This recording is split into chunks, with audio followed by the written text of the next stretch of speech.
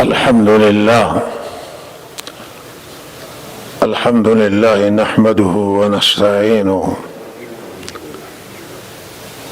ونستغفره ونؤمن به ونتوكل عليه،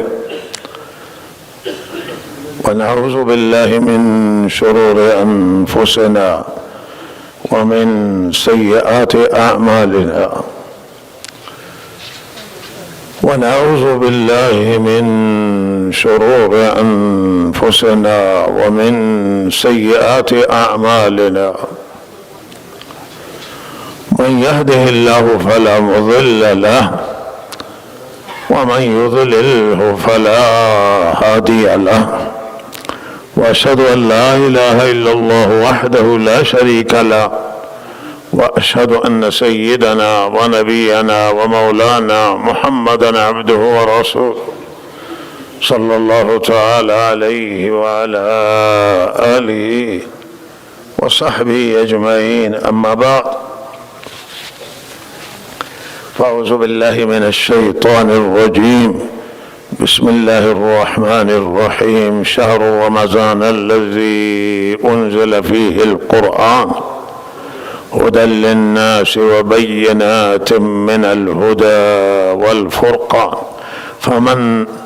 فمن شهد منكم الشهر فليصمه.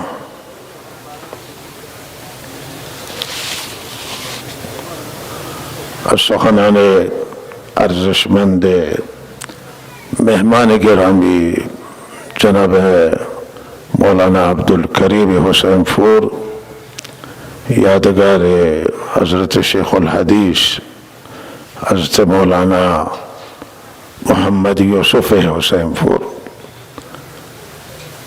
استفاده کردیم و عرایض شکسته خدمت شما عرض می شود، به امید این که الله تعالی آنچه که به خیر و صلاح است و به نفع جامعه و عموم مردم هست، الله تعالی به زبان این بنده ضعیفش جاری بگردانه.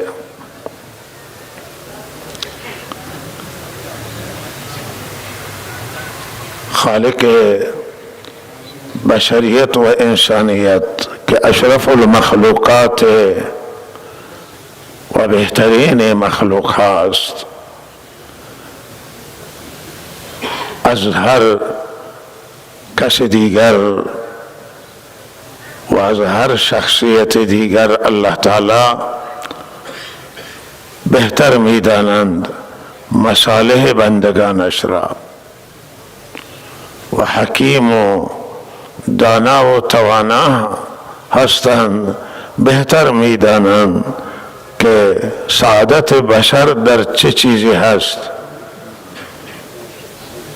و چه چیزی میتواند انسان در دنیا و آخرت سعادتمند بکند، چه چیزی میتواند بشر را به کامیابی برسانه و موفق کند. لہذا اللہ تعالی برنامه ریزی کرده برای ساختن انسان و برای اینکه انسان به وارستگی برسه، برای اینکه انسان به شایستگی برسه و در دنیا و آخرت کامیاب بشه. زندگی دنیای و زندگی پرسکون باشه، زندگی دنیاش زندگی راحت باشه و از این آخرتش هم آباد باشه. بسیاری اوقاتی که خود بشر دوچار لغزش و اشتباه بزرگ می شود، بسیاری خیال می کنند که دنیا که چند روزه، لہذا ما خودمون را نفسمون را آزاد بگذاریم، هر کاری را که میخواد انجام بده، هر گناهی را که میخواد مرتکب بشه ولهذا به سمت و سوی هواهای نفسانی می روند و تمناهای نامناسب نفس می روند، به سمت و سوی گناه و ظلم و اجحاف می روند، فرق حرام و حلال نمی کنند. ولی اشتباه بزرگ انسانی از راه معصیت، از راه گناه، از راه خلاف انسان در واقع راحت حاصل نمی کنه توی دنیا، سکون. همه این هواهای نفسانی را که خود نفس تبلیغ میکنه و کشش داره به سوی گناه برای آنکه به سعادت برسه، برای آنکه خوشوقت باشد، اما انسان به سکون نمیرسه. همه این منافع دنیا برای آن خوبن که انسان آرامش پیدا بکنه، سکون پیدا بکنه، راحت بشه، تشنگیش خاموش بشه. ولی خلاف آنچه که الله او را خلاف دیده و ناجائز دیده و حرام دانسته، هیچ وقت برای بشر سعادت نمیاره. هیچ وقتی هواهای نفسانی و تشنگی نفس خاموش نمیشه. نفس باره تشنه‌تر میشه به سوی گناه ها و راحت نمیبینه، اضطراب و استرس پیدا میشه، غم میآید، اندوه میآید، تو این مسیر خوف میآید و راحت نیست. راحت در یاد الله تعالی هست، در فرمان برداری از الله، در اطاعت از خدای عزوجل. اینجاست که الله می فرماید من عمل صالحا من ذکر او انثى وهو مؤمن فلنحینه حیاتا طیبه. مرد باشه یا زن، وقتی عمل صالح انجام میده در حالی که ایمان و اعتقاد به الله دارد، الله تعالی می فرماید به برکت این ایمان و به برکت عمل صالح زندگیش را راحت میکنم، زندگی گوارا، زندگی راحت، زندگی پرسکون و آرامش به او عنایت میکنه. زندگی با آرامش زندگی فرمانبرداری از الله و اطاعت از پروردگار، اینکه ما خودمون رو بسپاریم به الله و دستوراتش. لحظه روزه یکی از بزرگترین اعمال و بزرگترین مجاهده، یکی از بزرگترین ریاضت هاست که انسان وارسته میکنه. نفس انسان، نفس و شیطان، این دو تا جبهان علیه انسان، یک جبهه شیطانه، یک جبهه نفس اماراست. نفس در ماه رمضان مغلوب میشه و شیطان هم مغلوب میشه. شیطان ها را از جانب الله تعالی بسته میشن، نفوذ نمیتوانند در بدن انسان بکنند. شاید از راههای دور وسوسه بیندازند، اما ورود نمیتوانه بکنه در بدن انسان و دسترسی نداره شیطان. او دسترسی که در ماهای دیگه داشته.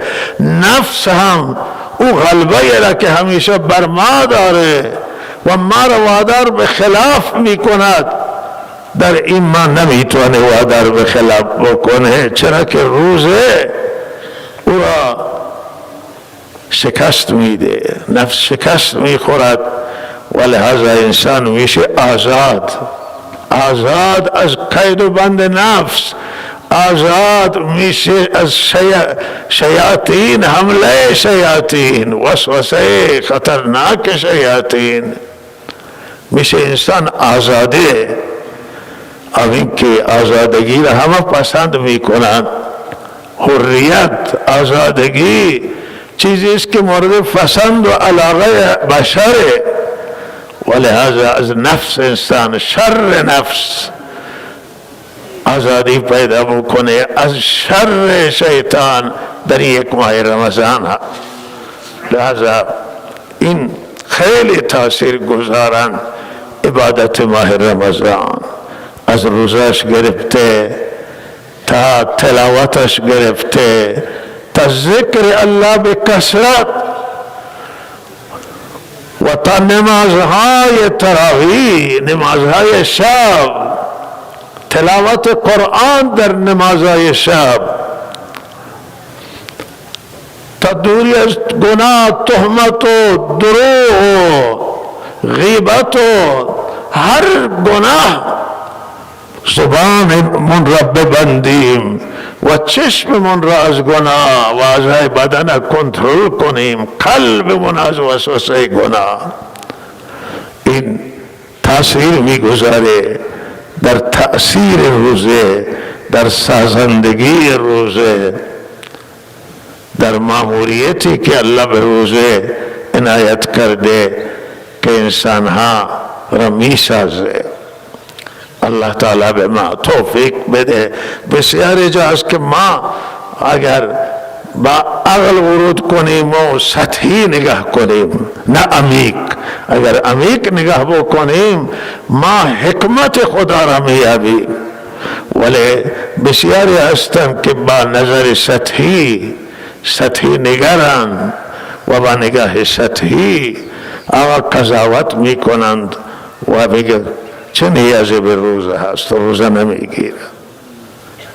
حیف است عزیزان که این ماه رحمت و ماه برکات و ماه خیر، ماه خدا، ماه قرآن عظیم الشان، ماه مغفرت گناه، ماه آزادی گردن از آتش جهنم، ما فیض نبرید.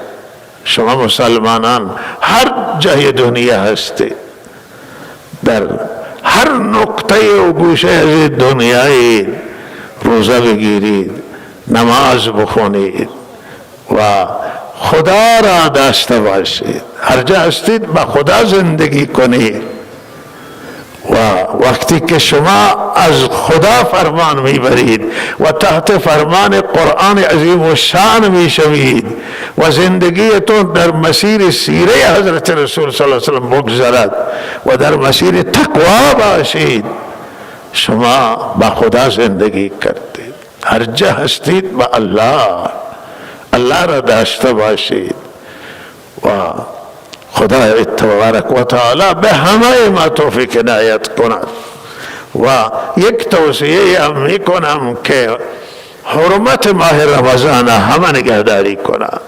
توی ماه رمضان اگر کسی مسافر هست یا مریض، مسافر و مریض در همین آیه اجازه داده شده که میتوانند روزه را بخورند و بعداً قضایی بیارند، ولی جلوی مردم نخورید.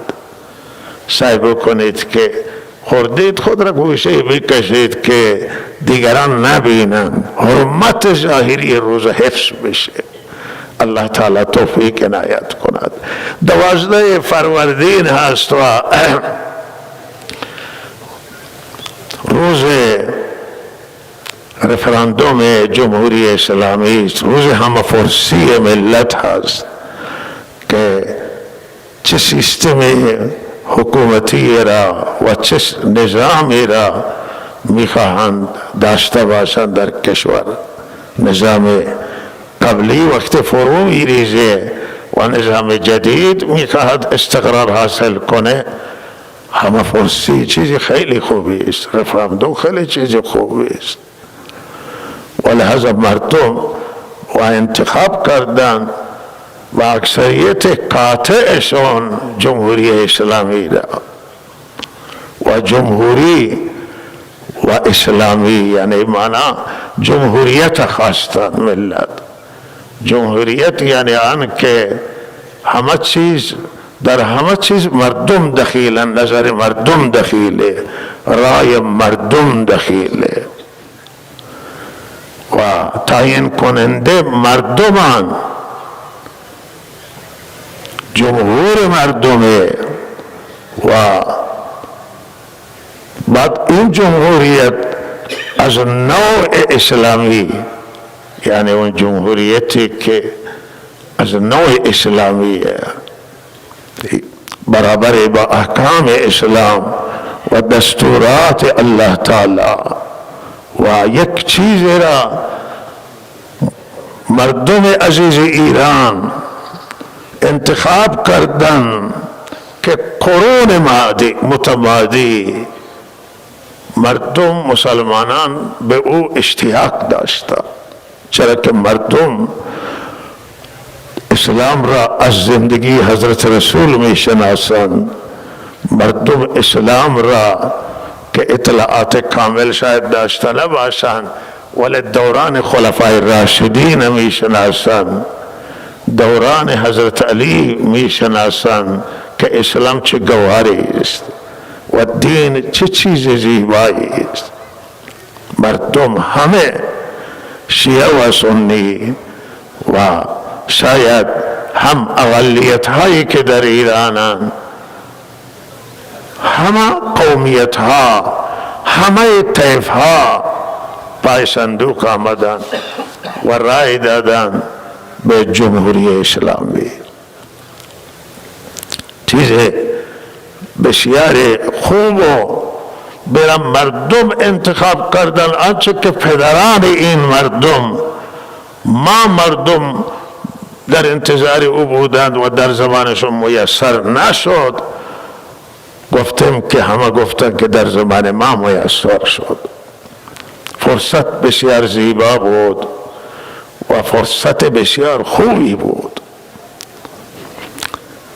اگر ما چترا بر همه ملت، همه طوری که دستور اسلام هست گسترش می دادیم، از ظرفیت بالای دین اسلام استفاده می کردیم و همه قومیت ها را، همه مذاهب را، همه اقلیت های دینی را، همه شهروندان ایرانی را، اگر همه طیفا را که هستند، همه جناها، همه تفکرات،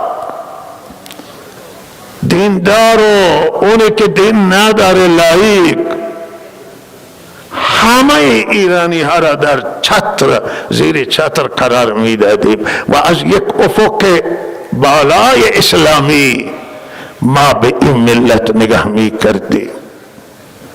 تفاوت بین زن و مرد قائل نمی شدیم، تفاوت بین اقوام و مذاهب قائل نمی شدیم و تفاوت حتی بین ادیان قائل نمی شدیم. ملک شایستگی را می گذاشتیم و ملک توانمندی را می گذاشتیم و کشرگرایی نمی شد، مذهب گرایی نمی شد و ما به یک نگاه اسلامی واقعی نگاه می کردیم و جمهوریت را حفظ می کردیم که انتخاب این مردمه و جمهوریت را حفظ می کردیم، اسلامی را حفظ می کردیم. من اعتقاد بندان است که هیچ اعتراض بعد از 44 سال، نه که بعد 50 سال، بعد 100 سال هم اعتراض متوجه مسئولان نمی شد، متوجه سیستم نمی شد، مردم راحت می شدند.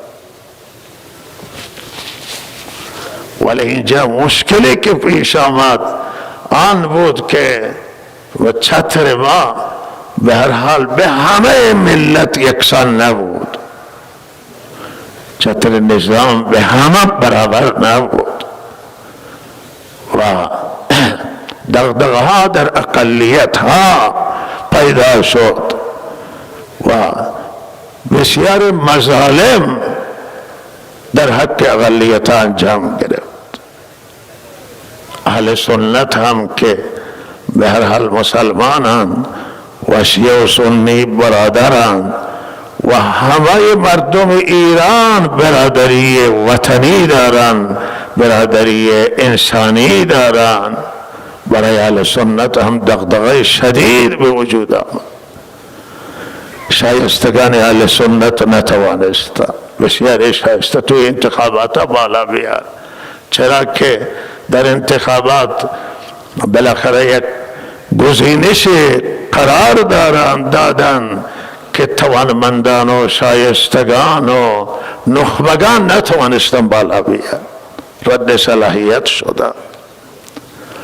بهرحال این نه تنها اهل سنت بلکه در کل سطح ملت شیعه و سنی آدمان متفکر، آدمان توانمند، آدمانی که دارای فکر بودن، توانمندی بودن، نتوانستن بیاید. بالاخره این گزینش ها که در سطوح مختلف اجرا می شد سبب شد که آدمان با قدرت، مدیران شایسته تر، مدیران لایق نتوانند راه پیدا بکنند. اهل سنت هم شدیداً مورد تبعیض قرار گرفت، نتوانست بسیار افراد لایق در حد که حتی می توانستن به عنوان رئیس جمهور استفاده بکنن، نتوانستن وزیر بشن، معاون وزیر بشن، نتوانستن سفیر بشن. بعض اهل سنت استاندار نگذاشته این مدت و این به جای خود که مسائل امور مذهبی را هم آنطور که قانون اساسی آزادی داده بود نگذاشتن که آزاد بشه. بسیار فشارهای مذهبی بر اهل سنت وارد شد و فشارهای شدیدی بود، سختی بود.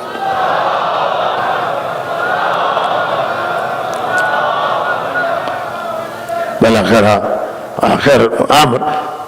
بالاخره یک برنامه درست کردن که تمام امور مذهبی اهل سنت در دست یک گروه دادن که از ساختمانش، من خودم در همین ساختمان گفتم در تهران که اینجا از وقتی که از دربانش گرفته تا بالا یک اهل سنت نیست. اهل سنت چگونه میتونه اعتماد بکنه و امور مذهبیش را به شما بسپاره؟ این که امکان نداره. و بسیاری وزارتخانه‌اش از بالا تا پایین خالی از اهل سنت، از بالا تا پایین اهل سنت. و در حالی که این اهل سنت، این عزیزان شیعان و اقلیت ها هستند، اقوام ها و ایرانیان، این چترم چتر اسلامیه. چتر اسلام جناح نمیشناسه، حزب نمیشناسه، قوم نمیشناسه، مذهب نمیشناسه، دین نمیشناسه.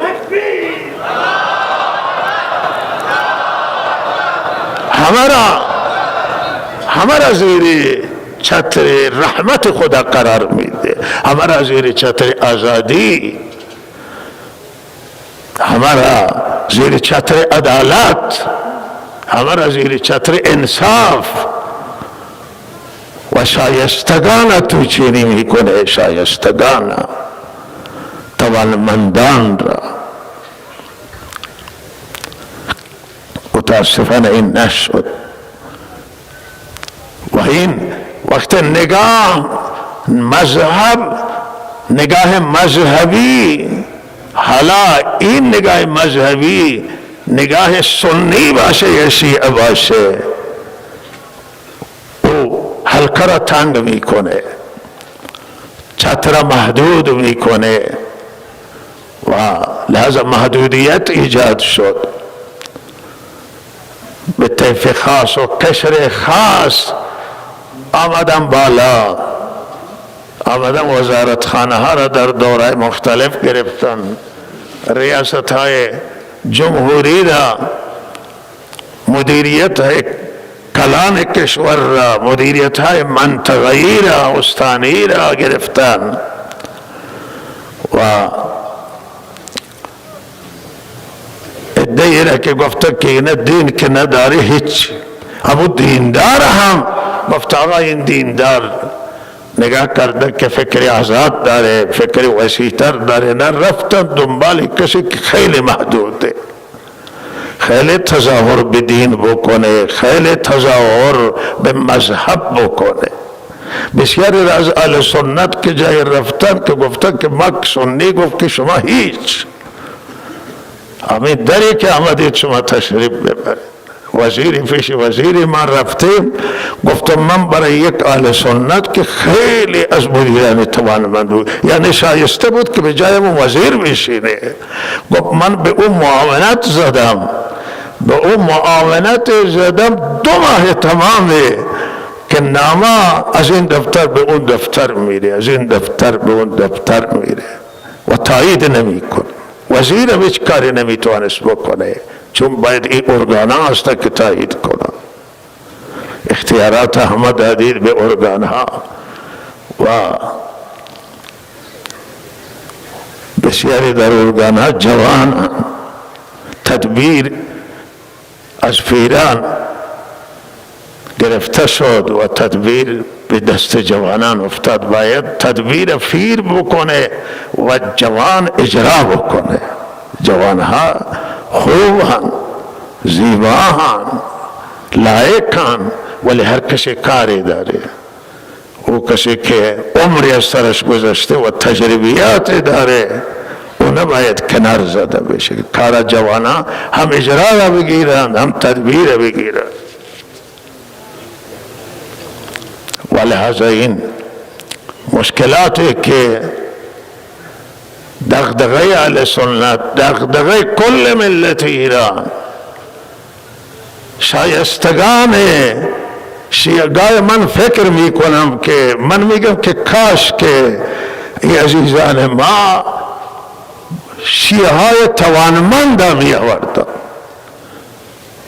حالا اهل سنت که حقشون ندادند که اون دو که باید بدن و شایستگانشون بیارن، شایستگان شیعه را می آوردن که به نفع مردم کار میکردن. نه او شایستگان شیعه همینند که در اروپا به سر میبرند یا به غرب و کشورهای دیگر را دارن میسازند. خیلی ایران آدم توانمند داره، خیلی افراد لایق داره و اینا بالاترین سرمایه ایران و این مسائل دغدغه ها در همه ملت. امروزه بعضی میگن که ما از مسائل کلی و ملی صحبت میکنیم و من دیده و دانسته از مسائل ملی صحبت میکنم. چرا که مسائل ملی اگر حل بشن مسائل محلن. ما هم جزو ملت ایرانیم. فرض کن اقتصاد ملیه، اگر ملی حل بشه اقتصاد محل میشه. بسیاری معضلات ملی هست که در ایران ملت ایران با مواجه هست. اگر اینا حل بشن مشکلات ما حل میشه. ما مشکلات منطقه‌ای داریم، مشکلات مذهبی داریم، ولی مشکلات ملی در اولویت و مشکلات ملی حل میشه. و مردم بلوچستان، مردم اهل سنت هم در مناطق مختلف دغدغه دارن. یکی همین دغدغه به کارگیری شایستگانشون بوده، آزادی های مذهبی بوده، فشار مذهبی وارد نشه، مذهب در اختیار خودشون باشه، هر گونه عمل میکنن خودشون بدانن. در سیستان و بلوچستان دو نکته من یادآوری میکنم که خیلی دغدغه‌اند.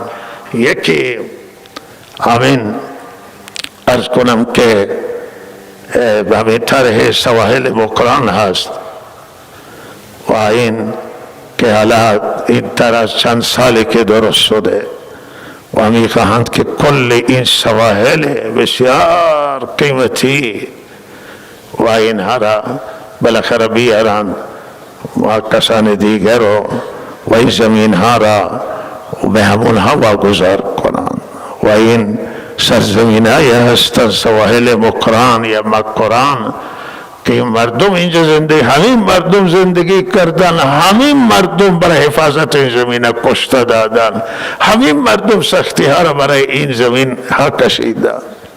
این حق همین ملته. اگر اینجا کارخانه نصب میشه، اگر اینجا پتروشیمیه و اگر دیگه کارخانه های عظیم و بزرگ احداث میشه، مشکلاتش را و ضایعاتش را همین مردم تحمل میکنن و منافعش را همین مردم در منافع شریک باشند. و اگر سواحل مکران میخواهد آباد بشه، اولویت با خود همین مردمه و این مردم تعلیم بدن، باید این مردم دانش لازم این طرح کسب کنن، دانش لازم این کارخانه ها را کسب کنن که اینجا بتوانن کار کنن، دانش کارگری را و این ها را هم باید نظام و حاکم و سیستم این برنامه ریزی را بکنه و خود مردم بیان این را آباد بکنه. و اگر معادن هستن، معادن اینجا بسیاری معادن خیلی بزرگ گنجهای در سیستان و بلوچستان است، کوههایی است که طلان و بسیار بسیار قیمتی چیزایی است که از طلا هم قیمتش بالاتره و اینها را شرکت‌های در تهران اینها را ثبت میکنند و اینها را ممنوع قرار دادن، کسی نمیتونه اینها را ثبت بکنه و میان بهره برداری میکنن، ضایعاتش، نقصانش، دودش به چشم مردم ما میره و مردم ما ثروتش که در استان هست حق اولویت به همین مردمه.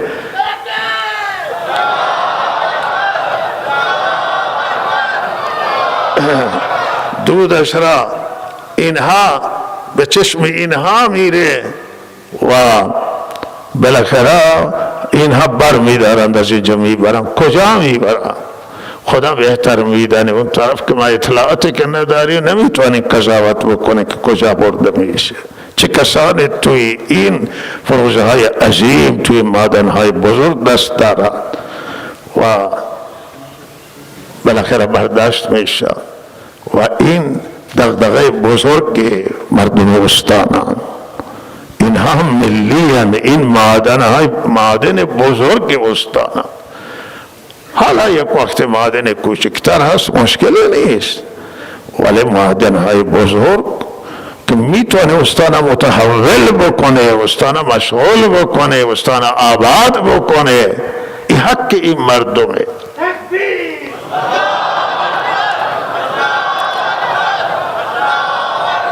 به هر حال من این عرض می کردم که الان یک دغدغه عمومی در ایران پیدا شده، در کشور ما پیدا شده.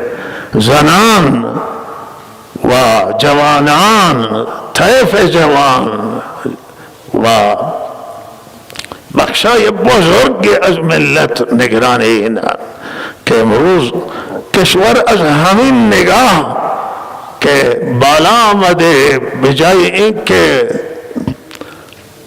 در این مرحله که میرسه خیلی رشد بکنه، خیلی ترقی بکنه، ملت سیر بشه، ملت آباد بشه.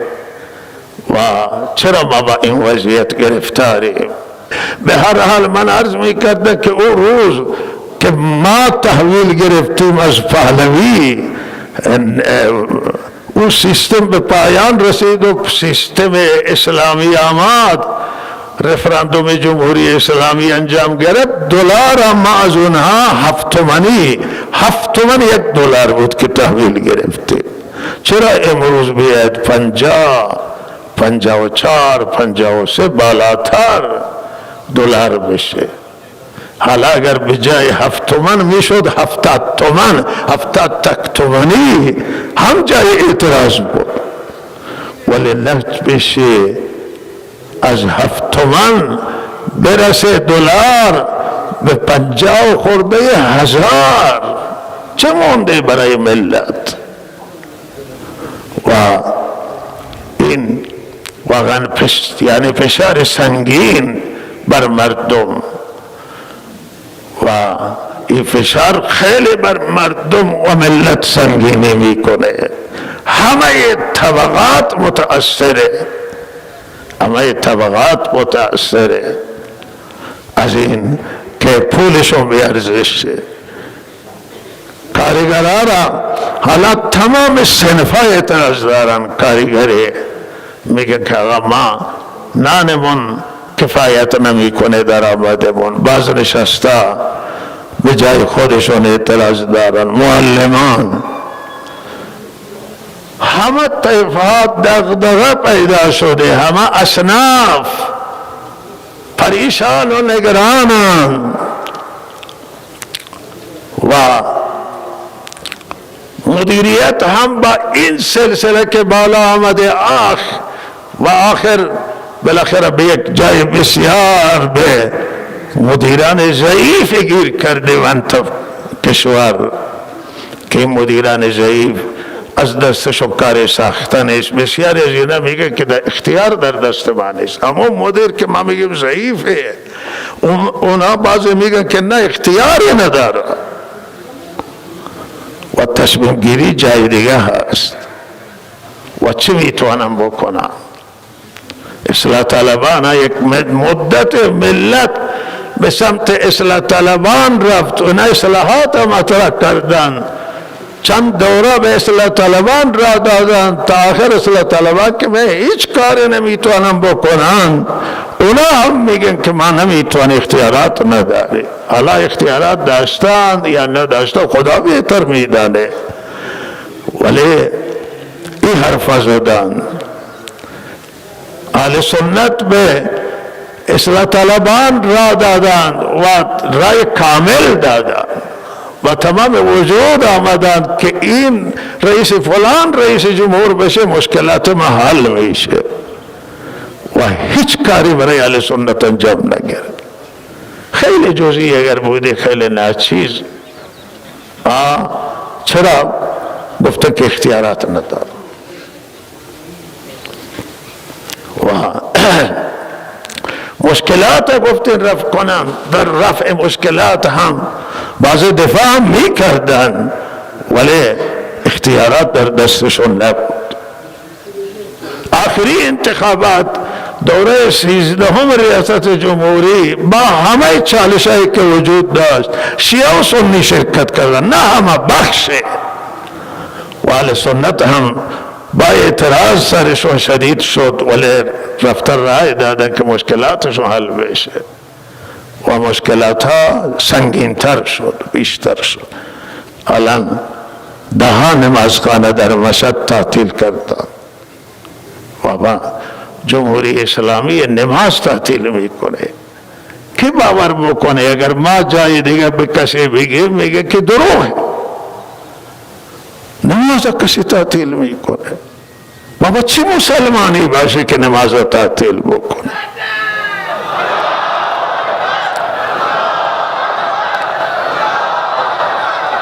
نماز و نمازخانه هیچ ضرری نداره، هیچ ضرری نداره، برای هیچ کس ضرر نداره.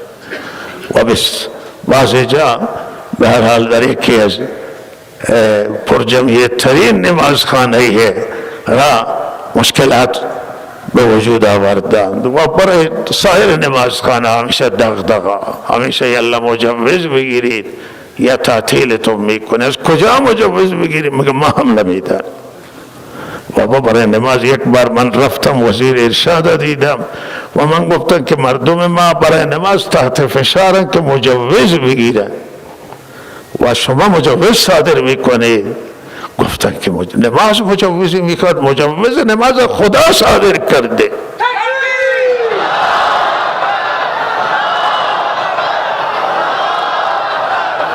بله همون کشور در روسیه هست و مسکو هست، هم برای نماز کاری نداره.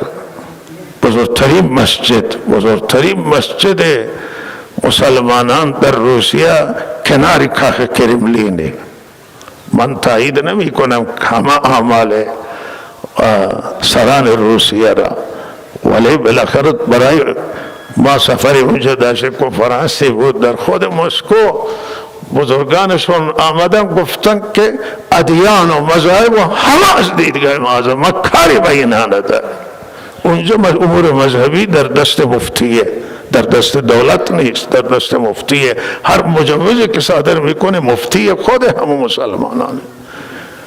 اینها تجربه کردند. این روسیه یک زمانی که اصلا اینها مخالف مذهب بودند، مخالف دین بودند، ولی نتیجه نگرفتند. به همین نتیجه رسیده که مذهب و دین آزاد باشه، مسیحی آزاد باشه، یهودی آزاد باشه، مسلمان آزاد باشه، بودایی آزاد باشه، هر کسی کاری میکنه. اینا نتیجه گرفتن.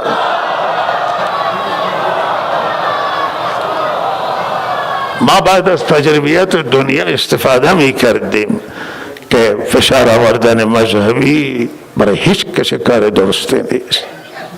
بگذارید مذهب میخواه به همون در زمان پهلوی یک جای گفتن که یکی کسی گفته که باید از برید شما از بخشداری اجازه بگیرید برای نماز جمعه. پیش بخشدار رفتن، گفتن که چون گفته که جا مشکوکه که نماز توی روستا هست و اگر بخشداری همراه باشه بعد بهتر میشه که نماز اقامت.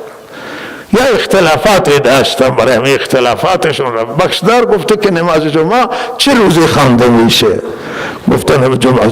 گفته که روز جمعه، گفت جمعه هم بخونید، شنبه هم بخونید. گفته که نماز جمعه را روز جمعه هم بخونید، شنبه هم برگزار کن. و این روز عید بوده و پلیس می آمده اینجا دست به گردن میزنه که بابا شما نماز نخونید، نماز عید گناه شما بر گردن ما جواب بدیم. بابا پلیس جمهوری اسلامیه. این نماز عید شما چگونه جلوگیری میکنید؟ نماز جمعه چگونه جلوگیری میکنید؟ بله بوده نماز جمعه، نماز عید در همه جای ایران بوده، ولی اینا او اقلیت اهل سنتن که در شهرهای بزرگ ایران مثل تهران بودن، مثل شهرهای دیگه بودن، مشکلات داشتن، مسجد نگذاشتن. و لحظه امروز همه ملت ایران، همه شیعه و سنی، همه ادیان، همه مذاهب، عموم مردم ایران، زنان، جوانان، امروز همه این ملت احساس مشکل میکنن. منم به عنوان خیرخواه و دلسوز برای همه، من غرضی در صحبتایم ندارم، ولی من به مسئولان امر اینه به صورت یقین میگویم، اینه به صورت جدی میگم، تا نگاه عوض نشه و تا تغییرات در روند گذشته، تغییرات ژرف، تغییرات کلان در این کشور نیاید، من مطمئنم که کشور درست نمیشه.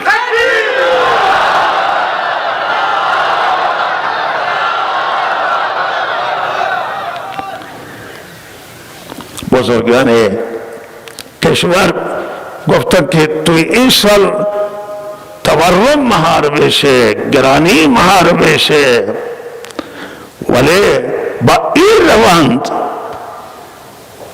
بعید میدانم بنده و مشکل میدانم که این تورم مهار بشه.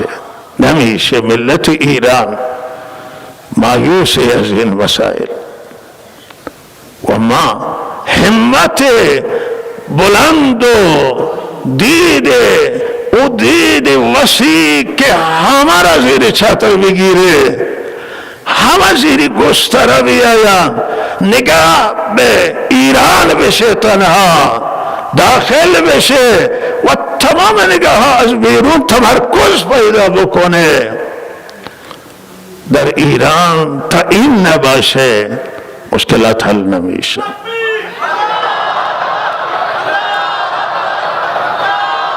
این حق ملت که سرمایه و درآمد کشور به خود این ملت خرج بشه و از دیدگاه فتوای دینی بنده هم، نگاه دینی بندانه که سرمایه های ملی ایران اگر ملت ایران راضی نباشه اینها را ما نمیتوانیم خارج از ایران خرج بکنیم. از لحاظ شرعی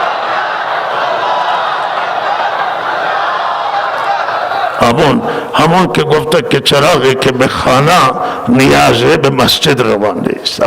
ما فکر میکنیم گاهی همی که بالاخره وقتی این مردم خودشون چیزی نیاز داره به مسجد نیارن. دوست ما تشویق میکنه که مسجد کمک کنید، مدرسه گوشت کمک بکنید، ولی اگر یک شخصی خودش گرسنه و چیزی نداره ما هم از او انتظاری نداری که خودش خرج کنه و بچه های خود او. ملت اوله، تمرکز باید بر. اما خیلی فرصت را از دست دادیم، ما نتوانستیم بر اون اسلامی تمرکز کنیم در ایران و ملت ایران از لحاظ اخلاقی بسازیم، از لحاظ دینی دیانت بسازیم. و ما بالاخره امروز ما میبینیم که متاسفانه اخلاق در کشور ما چند از پایین آمده، دیانت چند از پایین آمده، دین گریزی در کشور ما از همین وضعیت زندگی به وجود آمده و ما این فرصت های زرینی در اختیار داشتیم که بالاخره همه ملت ها جانانه خدمت کنیم و از همه کار بگیریم و شایستگان همه را بالا بیاوریم که خدمت کنن. نشد و روی این الان جای فکر هست که همه فکر کنند، همه روی این مسائل فکر کنند. من یه توصیه می کنم اینجا و اینه که من هم به همه علمای شیعه و سنی، علمای بلاد، علمای ایران، توصیه من اینه که ملت ویل نکنید. این ضرری داره که غیر قابل جبرانه، غیر قابل جبرانه. ملت نگذارید، باید علماء در کنار ملت باشد. ما ماهوریتمون همینه. علماء به منزله چوپانند برای ملت و هر چوپانی که رمه را ویل کنه رمه همه میره در بدر میشه و میره. و علماء باید ایستاده باشن بالای سر ملت، همان طوره که چوپان بالای رمه ایستاده و سر و صدا داره که اینها بالاخره تکه تکه نشن، بر نشن به اصطلاح. و علماء اشتباه بزرگی است اگر علمای سنی، علمای شیعه نه تنها در ایران، من همه جهان میگن که اگر مردمشون ویل بکنن اشتباه بزرگه.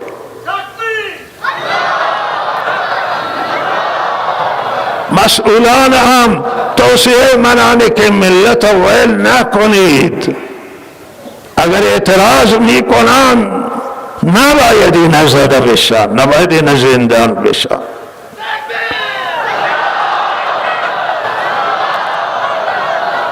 ببینید حالا توی اسرائیل که همه ما هرچی که بلدیم میگیم به اسرائیل که فلانه و صهیونیست و غاصب و حالا این ملت اسرائیل اعتراض میکنه. شما شنیدید چند نفر کشته؟ 100,000 نفر در یک راهپیمایی شرکت میکنه، بیشتر. تو این فرانسه مردم یک خیزش در فرانسه شده اعتراضه، برای اون اعتراض عادیه. با آب پاشی مقابله میکنه، پلیس آب میپاشه.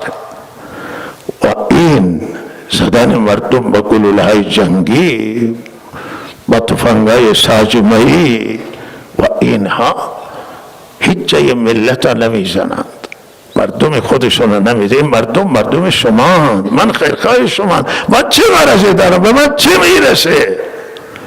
ولی این مردم ها زدن کار اشتباهی بزرگی است.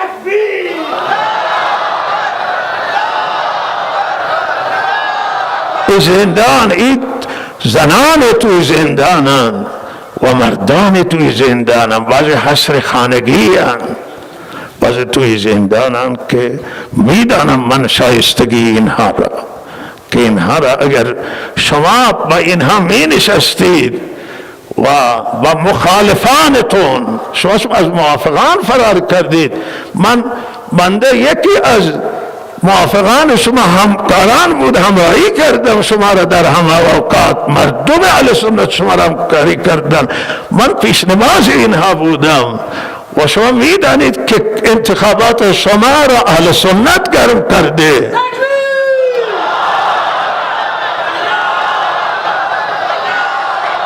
ولی 30 سال من دنبال بودم که من گفتم من حرف دارم، با بزرگان حرف دارم، من بگذاری بر رؤسای جمهور. بنده صحبت کردم بر رئیس جمهور، رئیس جمهور دستش کاری نیست. گفتم من بگذارید که من صحبت دارم، نه من نوشتم، من وقت ندادم و حالا من نمیدانم که تقاضای من بزرگان قوم رسید یا نه، ولی من ملاقات ندارن. چرا؟ گفته این حرف میزنه. بابا بگذاری حرف میزنن. اگر شما با مخالفان می نشستید، با منتقدان می نشستید که این قوی ترین سیاست ہے، شما امروز با چالش هیچ روبرو نمی شدید، این ملت روبرو شد. حرف اینا رو گوش می کرد. و من مسئولانم توصیه اینه که باید چاره جویی بکنه، فکر کنه روی این مسائل. به این مسیری که شما میرید من بنبست میبینم و شما راهی با این مردم، به هر حال با این مردم با خصمانه رفتار نشه، با قوه قهریه رفتار نشه. با این مردم مهربان باشید، بشینید و مشکلتون با این مردم حل بکنید و به خواسته مردم تن بدید. و وقت زیاد رفته، ولی اجازه بدید که من یک چند کلمه در رابطه با افغانستان هم صحبت بکنم. من به بزرگان و سران دولت طالبان و تصمیم گیرندگان هم خطابی دارم که شما وقتی که به هر حال جهاد کردید و قربانی دادید و به هر حال شما دولت افغانستان گرفتید و دولت اسلامی را اعلام کردید، شما به خوبی واقفید که اسلام آخری دین الله تعالی است و کتاب اسلام قرآن، دیگه کتابی نداره، یک قرآن و یک احادیث و تعلیم حضرت رسول صلی الله علیه وسلم. دین در همین دوتا هست، دین جای دیگه نیست. بقیه تشریح و تفسیر و علماء فقها دستشون هیچی نیست. هرچی هست در قرآن، هرچی هست در سنت. هیچ کسی نمیتونه در کتاب و سنت اضافه بکنه چیزی را.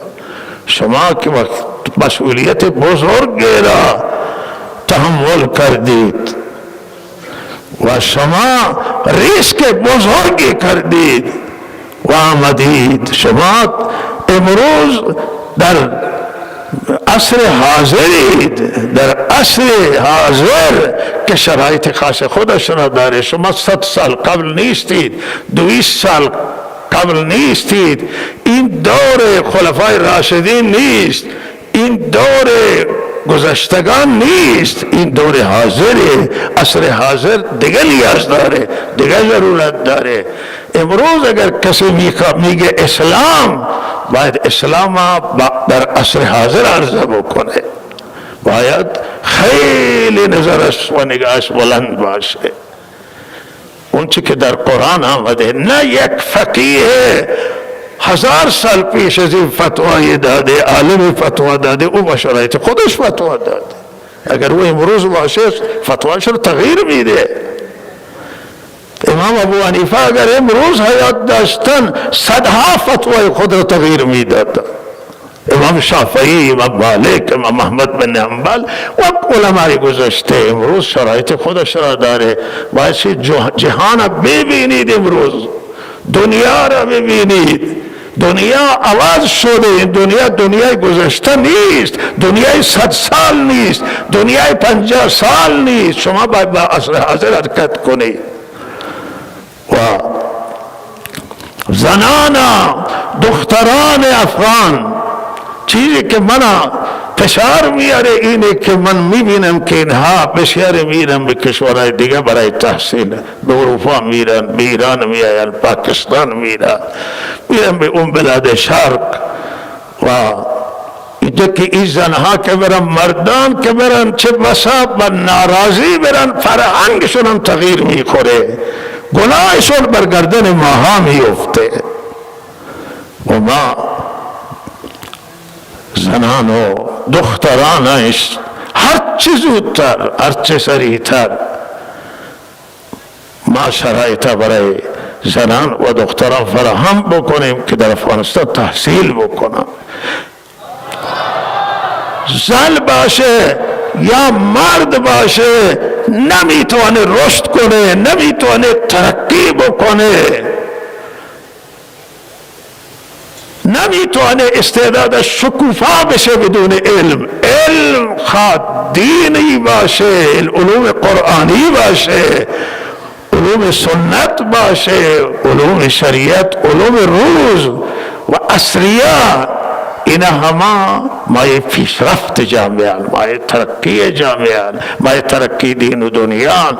زنان هم هیچ علم خاص برای زنان شریعت تعیین نکرده. تمام خطابای شریعت عامه، زن و مرد فرق نداره، همه مخاطب قرآن هم برای علم، مخاطب حضرت رسول الله برای علم.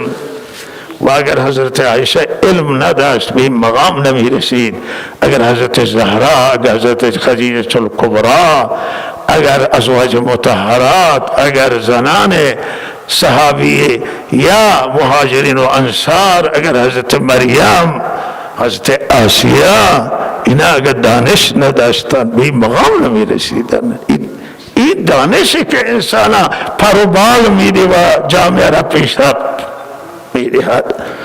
و توصیه من دل سوزانه، من الحمدلله عزیزانی که اینجا ما در خدمتشون نزدیک میدانه که مغرض نیستم، من غرض ندارم. اینجا دولت و ملت ما میشناسینا، بالاخره ما زندگی را با همین عزیزان. و توصیه بنده به عزیزان مقامات طالبان، دل سوزانه، من دلم برای اسلام می سوزه اول، بعد برای کسانی که اونجا مسئولن و دست اندر کارن، دلم برای اسلام می سوزه. می ترسم که اسلام ضربه نخوره از عمل کرده بنده و امثال بنده.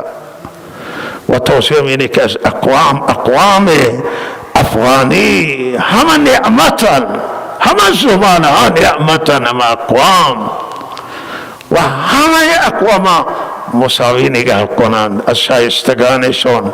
توانمندان افغان از هر قوم ملت استفاده بکنند. حتی این توصیه برادرانه ما را بپذیرید و اگر غیر مسلمان هم در افغانستان است از او استفاده بکنید. هیچ قوم احساس نکنه که در اینجا مورد تبعیضه در افغانستان. این توصیه بنده به شمایه و توصیه معنی که به هزارجات و برادران شیعه افغانستان توجه خصوصی بکنید که احساس نکنند که به خاطر آنکه تفاوت مذهبی دارند با بقیه افغانها از حق و حقوقشون محروم. مبادا چنان چیزی باشه. حق و حقوقشون توجه کنید، رسیدگی بکنید، بیش از دیگران به اونها رسیدگی بکنید. و توصیه بنده به دولت اسلامی طالبان آن است که از شایستگان، از دانشگاهیان، از تحصیل کردگان استفاده کنید، خوب استفاده بکنید، شایستگان بیارید بر سر کار. شما بالا باشید، شما نظارت کنید، شما اونها را جهت و رخ و مسیر بدید و کار بگیرید از شایستگان. و زنان هم برای زنان ایجاد شغل بکنید، کار بگیرید، زنان بگذارید که کار بکنن، جلوی شغلشون نگیرید، جلوی تعلیمشون نگیرید.